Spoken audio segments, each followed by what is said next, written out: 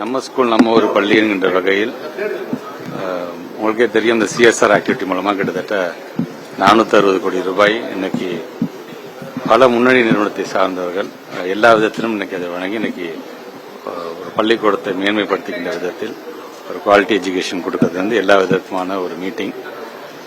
அந்த round table discussion இருக்கும் பொழுதுதான் இப்போ நம்முடைய நண்பர் கேட்டது போல தஞ்சை மாவட்டத்தில் நடந்த ஒரு மிக கொடுமையான ஒரு நிகழ்வு நடைபெற்றிருக்கின்றது. சொந்த பிரச்சனையா இருந்தாலும் பள்ளிக்கூடத்துக்கு உள்ளே நுழைந்து இது மாதிரி சம்பவம் நடந்திருக்கக்கூடாது என்கின்ற எண்ணம் தான். உடனடியாக நம்முடைய தமிழ்நாட்டு முதலமைச்சர் தொலைபேசி தொடர்பு கொண்டு அங்கே இருக்கின்ற விவரத்தை கேட்டிருக்கிறார். மாவட்டத்துடைய அமைச்சர் உயர்கல்வித்துறை அமைச்சர் அந்த இடத்துக்கு விரைந்து கொண்டிருக்கின்றார். இப்போது நானும் நேரடியாக விமானத்துக்கு சென்று 3:30 மணி விமானத்துக்கு சென்று நானும் சம்பவம் நடந்த இடத்திற்கே செல்ல இருக்கின்ற அங்கே இருக்கின்ற கலெக்டரை நாங்கள் அமைச்சிருக்கிறோம். சம்பந்தப்பட்ட நபர் கைது செய்யப்பட்டிருக்கின்றார். இருந்தாலும் நான் கலெக்டர்கிட்ட சொன்னது பிள்ளைங்க எந்த விதத்திலும் பயந்துடக்கூடாது, அவங்களுக்கான ஒரு கவுன்சிலிங் உடனடியாக நீங்க கொடுக்க வேண்டும். பள்ளிக்கு விடுமுறையை விட்டு அந்த குழந்தைங்களுக்கு அந்த உரிய கவுன்சிலிங் வழங்க வேண்டும், அவங்களை தைரியப்படுத்த வேண்டும் என்று சொல்லியிருக்கின்றோம்.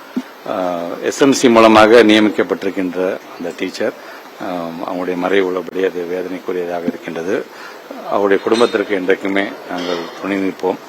அதை வலியுறுத்துகின்ற விதமாகத்தான் இப்போ உடனடியாக நேரடியாக அங்கே நானும் செல்ல இருக்கின்றேன். நடந்தது என்ன, உண்மையிலே நடந்தது என்ன என்கின்ற அந்த விவரத்தையும் நம்முடைய மாவட்ட ஆட்சியர்கள் மூலமாக தெரிந்து கொண்டு முழு விவரம் வந்தது பிறகு அங்கேயும் நம்முடைய பத்திரிகை துறை ஊடகத்தை நண்பர்களை சந்தித்து நான் அந்த விளக்கத்தை நீங்க சொன்ன மாதிரி ஆசிரியர்கள் எப்போதுமே எங்களிடம் கேட்கறது இந்த பணி பாதுகாப்பு என்று சொல்லிக்கிட்டே இருப்பாங்க.